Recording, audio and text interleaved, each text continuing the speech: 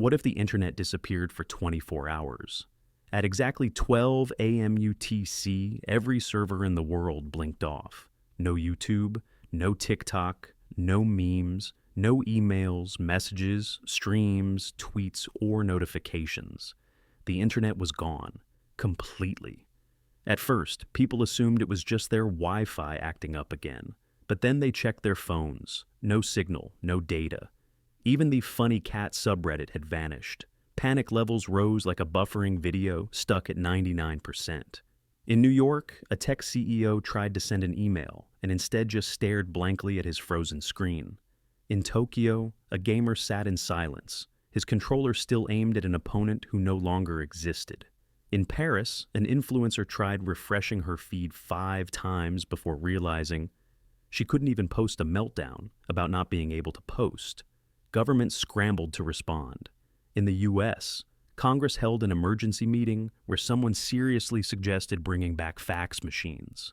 In Silicon Valley, engineers rebooted everything twice, blew on servers like old Nintendo cartridges, and then just stood there, helpless. Meanwhile, outside, something strange happened. People walked, actually walked. Teenagers looked up from their phones and saw the sun for the first time in years. Families played board games. One man reportedly made eye contact with his neighbor and talked to him. But things weren't all wholesome. Chaos broke out at coffee shops where no one could scan the QR code menu. A barista was heard whispering, "I don't know how to make a cappuccino without Google." Uber drivers just drove around in circles. Traffic lights in some smart cities reverted to blinking confusion.